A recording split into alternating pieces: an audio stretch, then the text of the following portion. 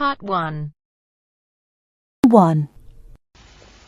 You're going to hear a conversation between a student and an academic advisor. First, you have some time to look at questions 1 to 4.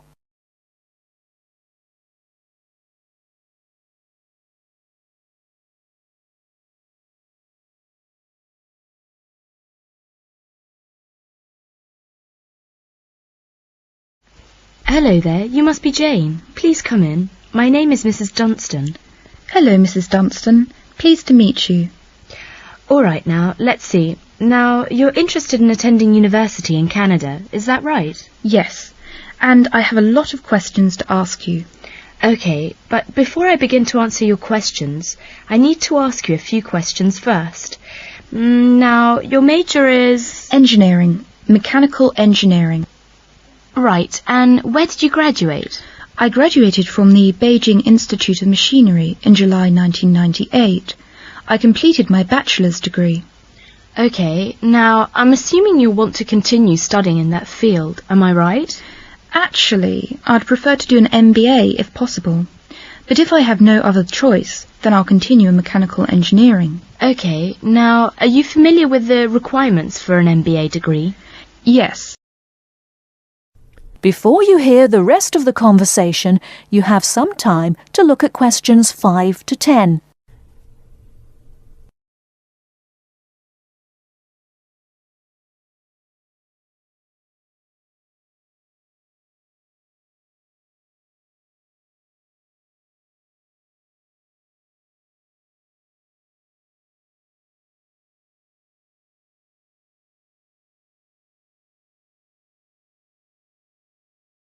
Now listen and answer questions 5 to 10.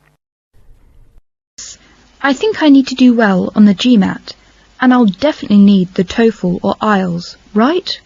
That's right. You'll need at least 600 on the TOEFL or 6.5 on IELTS. In addition, you need to have completed a bachelor's degree too. Did you take the GMAT yet? No, but I plan to take it in August. The requirements for a master's degree in engineering are a little different. You'll need to take the GRE and of course the TOEFL or IELTS. I see. And when do I start to apply? The best time to start the application process is in November or December of the year prior to your intended year of study. Application forms are usually available in September or October. Which schools in Canada offer the MBA degree? Of the approximately 50 universities in Canada, 20 offer an MBA. Here's a small booklet summarising Canadian university programmes. You'll find all the information on page 22. Great, thanks. And how about tuition and scholarships? Tuition for MBA programmes has been steadily increasing. Some universities now charge the full tuition, meaning that there is no government subsidy. Those universities cost about $10,000 per year, and it's a 2-year programme. Other universities are still government subsidised, so the tuition is only about $4,500 per year. In terms of scholarships, usually the top 5 students entering the MBA programme are given a generous scholarship. All other students have to pay the full fees. International students have to pay the full tuition, that's $10,000 per year. Oh, is it very difficult to get into an MBA programme? Yes, in fact, the competition is very strong. MBA graduates have a pretty easy time finding a job, so many students are eager to do the programme thinking it will guarantee them success in their careers. Well, it sure does sound like an excellent way to start a promising future. What is the school year like? Classes begin in September each year and finish before Christmas. They resume after New Year and finish at the end of April. And after April? Why, that's your summer holiday. Sounds great. I want to thank you, Mrs. Dunstan, for all your help. I really do appreciate it. You're very welcome. And if you have any other questions, please feel free to contact me. You know my number, right? I sure do. Thanks very much. Goodbye.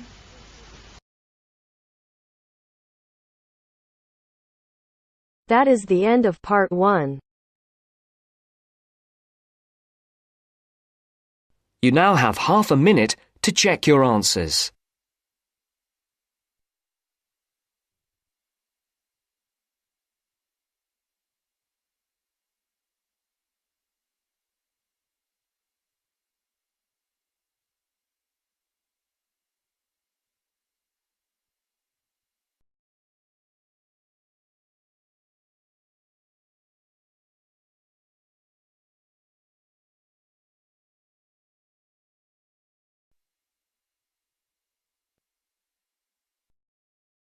Now turns to part 2. Part 2. Listen to a man talking to a group of people at a weekend work conference in a hotel. First, look at questions 11 to 14.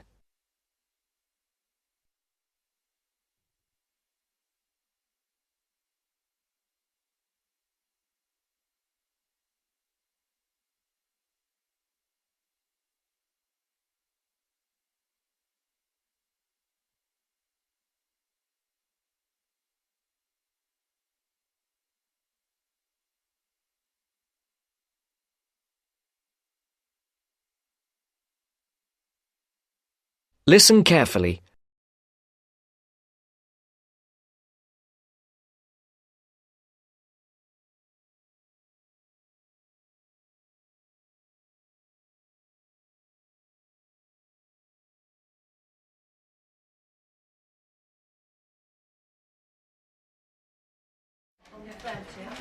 OK, can everyone listen again now, please? Now you know how much of the weekend will be work and what some of the meetings and sessions are about, I'd like to tell you something about how you can spend some of the free time you have over the weekend, both inside the hotel and outside in the town centre. As I've said, you'll be free from around 5 today and on Saturday and from lunchtime on Sunday, and there's plenty to do. This is the first time we've had the conference at the Royal Spa Hotel, and I'm sure you'll agree it's a very nice place. Really, there's no need to leave the hotel at all if you don't want to, but I'm sure some of you will want to get out for a change of environment. OK, first, restaurants and bars. I'm sure you all saw that there was a bar near the entrance as you came into the hotel, but there are actually 2 more bars. One is also on the ground floor, behind the main restaurant, and the other is on the top floor. That one has a very nice terrace where you can sit outside and enjoy the view. That bar is for hotel guests only and is usually a bit quieter. As I say, the main restaurant is on the ground floor. We will have breakfast and lunch there, so you'll get to know it well. There is also a smaller restaurant for coffee, sandwiches and snacks on the 3rd floor, and that is also only for hotel guests. There is a gym and health club in the basement. The gym has a good range of equipment and is open from 7 a.m. I know some of you were talking about a swimming pool, but unfortunately there is no swimming pool. I will tell you where there is a pool close to the hotel in a moment.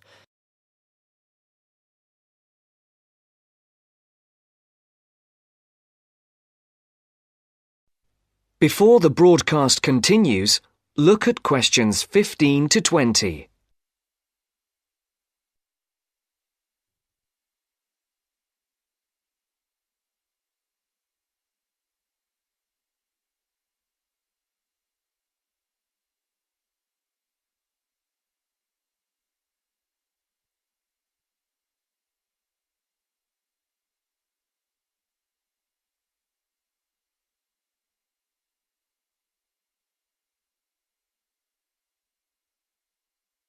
You will now listen to the second part of the talk. Now, I hope to see some of you around the hotel over the weekend, but I'm sure you will want to get out and see the town at some point. If you'd like to look at the map on the screen, I'll show the area around the hotel. There is a map of the town centre in your welcome pack too. OK, you can see the hotel here, in the middle of the map, and the main entrance here at the top, in Carlisle Street. OK, that swimming pool I promised to tell you about is here, in Cromwell Road. If you turn right out of the hotel, it's about 10 minutes up the road in the 3rd Street on the left. It's open until 7 p.m. and until 5 on Sunday. There's a very nice park here to the north, again about 10 minutes away. In the middle of the park is a boating lake, so if the weather's good on Sunday, it might be a nice way to relax. If you want to see a movie this evening or on Saturday night, the cinema is here, in the High Street. Come out of the hotel and turn left. The high street is only 3 minutes away. The cinema is here at the top of the street, next to a fairly large car park. Now, restaurants. There is a good Chinese restaurant in the middle of the high street, here on the right. It's directly opposite the town hall. It's called the White Orchid. Another very nice restaurant is Leonardo's. It does Spanish and Mexican food. It's here, at the bottom of the high street. So, turn left at the end of Carlisle Street, walk down for 5 minutes, and you'll see it on the other side of the road. I went to Leonardo's last time I was here, so I can recommend it. Now, if anyone wants to see some live music, there is always a jazz band playing at the Pink Coconut. Yeah, that's right, the Pink Coconut. That's here, in a little street behind the hotel. The street name is not on the map, but it's easy to find. Turn right out of the main entrance, and then take the first right to go back round to the back of the hotel. So, I think that's everything. Please ask me if you have anything else. That is the end of part 2. You now have half a minute to check your answers.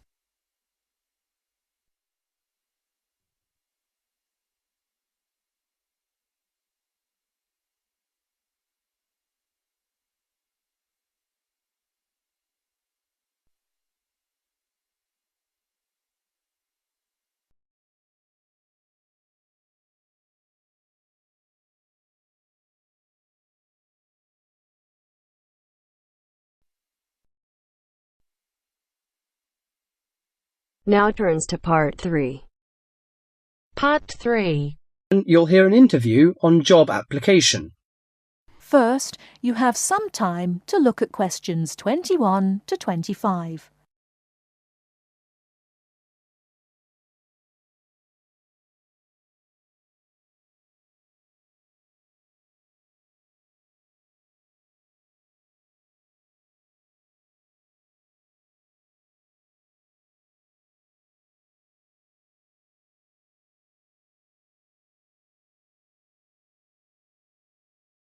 Now listen carefully and answer questions 21 to 25. These days it's hard enough to find a suitable job, let alone get as far as an interview. Dozens of people every day send off their curriculum vitae or application form and wait hopefully to be summoned for an interview. Now this, apparently, is where a lot of people fall down because of their inadequacy at completing their application forms, according to Judith Davidson, author of Getting a Job, a popular book which has recently come onto the market.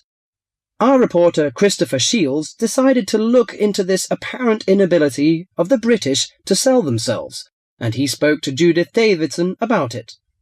Judith Davidson lectures at a management training college for young men and women, most of whom have just graduated from university and gone there to take a crash course in management techniques. One of the hardest things is not passing the exams, not passing the course examinations successfully, but actually finding employment afterwards. So Judith now concentrates on helping trainees to set about doing just this. And she tries to work out the reasons why chances of getting a job are pretty small. Very often, a job application or a curriculum vitae will contain basic grammatical or careless spelling mistakes, even from university graduates. Then those that do get as far as an interview become inarticulate or clumsy when they try to talk about themselves. It doesn't matter how highly qualified or brilliant you may be, if you come across as tongue-tied and gauche, your chances are quite slim. What are other problems of the application forms? Some letters are dirty and untidily written, with finger marks all over them and ink blots or even coffee stains. Others arrive on lined or flowered or sometimes scented paper, none of which is likely to make a good impression on the average business-like boss. Many people are unable to make that initial impact with an employer. In fact, it needs techniques to send an application which will stand out from the rest and persuade the employer you're the right one for the job. This prompted an enterprising young man called Mark Ashworth, a recruitment consultant himself, to start writing job applications for other people for a fee.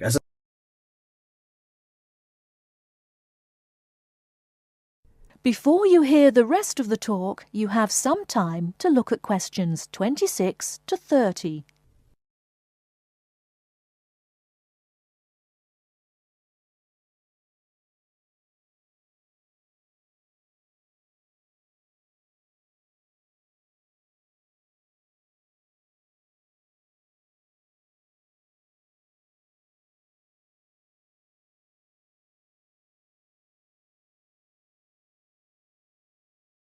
Now listen and answer questions 26 to 30. He told me he got the idea in America, where it's already big business, and in the last few months alone he's written over 35 CVs. He feels that 80% of job applications received by personnel managers are inadequate in some way. Well, yes, many people simply can't cope with grammar and spelling and don't know what to put in or leave out. Sometimes people condense their work experience so much that a future employer doesn't know enough about him. Then, on the other hand, some people go too far the other way.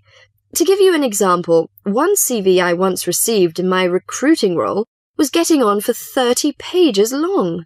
Mark has an initial interview with all his clients in which he tries to make them think about their motivation. He can often exploit these experiences in the CV he writes for them and shows that they have been valuable preparation for the job now sought. He also believes that well-prepared job history and a good letter of application are absolutely essential. Among the most important aspects of applications are spelling, correct grammar, content, and layout. A new boss will probably also be impressed with a good reference or a letter of commendation written by a former employer. The type of CV I aim to produce depends largely on the kind of job being applied for. They don't always have to be slick or highly sophisticated, but in certain cases this does help. Judith Davidson thought very much along the same lines as Mark. In her opinion, one of the most important aspects of job applications was that they should be easy to read. Many applicants send in letters and forms which are virtually unreadable. The essence of handwritten application is that they should be neat, legible, and the spelling should be accurate. I stress handwritten because most employers want a sample of their future employees' writing. Many believe this gives some indication of the character of the person who wrote it. Some people forget vital things like putting their own address or the date. Others fail to do what's required of them by a job advertisement. Judith believes that job seekers should always send an accompanying letter along with their application forms, stating clearly why their qualifications make them suitable for the vacancy. Personal details have no place in letters of application. I well remember hearing about one such letter which stated, quite bluntly, I need more money to pay for my flat. No boss would be impressed by such directness. She added that the art of applying for jobs successfully was having to be learnt by more and more people these days, with the current unemployment situation. With as many as 200 or 300 people applying for one vacancy, a boss would want to see only a small fraction of that number in person for an interview. So your application had to really outshine all the others to get you on the shortlist.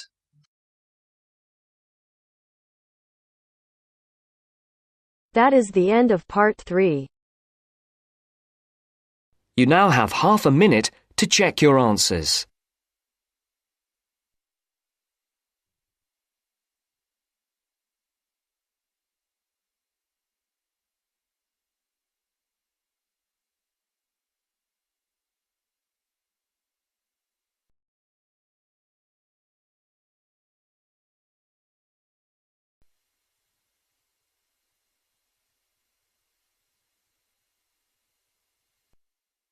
Now turns to part 4. Part 4. You are going to hear a lecture about the geographic information about Australia. You now have some time to read questions 31 to 40.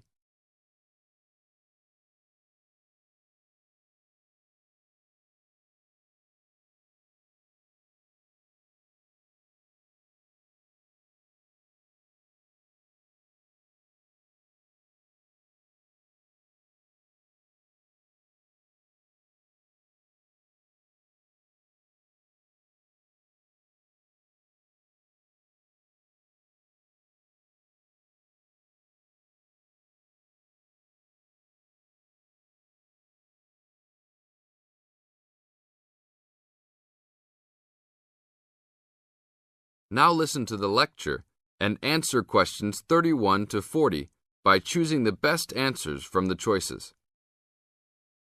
Good morning, everybody. We'll continue to look at Australia, and today look at one of its greatest natural challenges, water for the agricultural sector. As the only nation to occupy an entire continent, Australia has a unique environment, with much of it very flat and dry. One notable feature of the Australian continent is that it is the lowest of the continents. The average elevation is less than 300 metres, compared with the world's mean of 700 metres, and its highest mountain is only 2,228 metres, so it is overall a very flat country. It is also dry. In fact, Australia is the driest, after Antarctica, of the continents. Yet Australia has extremes of climate and topography. There are rainforests and vast plains in the north, snowfields in the southeast, deserts in the centre, and fertile croplands in the east, south, and southwest. And Australia contains some of the wettest areas on Earth. In western Tasmania and on the northern Queensland coast. But half of the continent has an annual rainfall of less than 300 millimetres each year, and only 20% has more than 600 millimetres each year.